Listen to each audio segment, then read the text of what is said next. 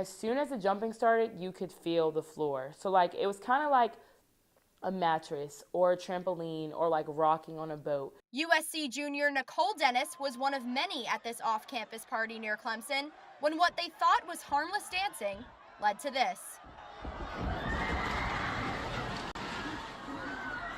Structural engineers we talked to weren't surprised by what they saw. A fraternity type party where people are uncomfortably cramped in a space, kind of what I saw in the video, the clip, where you may get densities or loadings that are higher than that 100 PSF. Jimmy Jones is talking about pounds per square foot.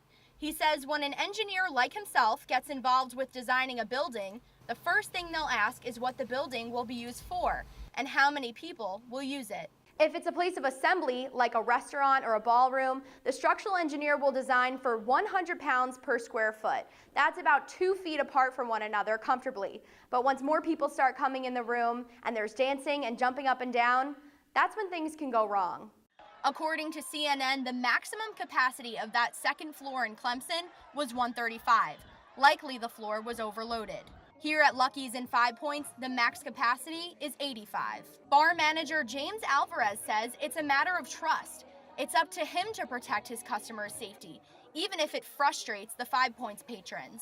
Sometimes when you're bouncing, like I'll tell the people I'm at capacity, and they'll look in, it's like holes, and it's like the bar isn't full, the bar isn't packed, but still, you know, it's 85 people in here.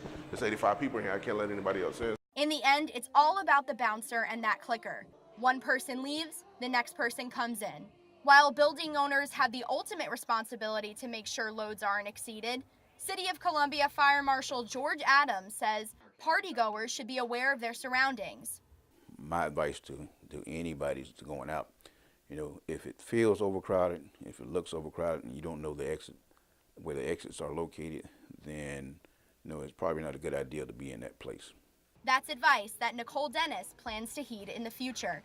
Meantime, she's back to the books in Columbia. She says she didn't see anyone getting a head count at the party near Clemson, something she's sure to look out for at the next party she goes to.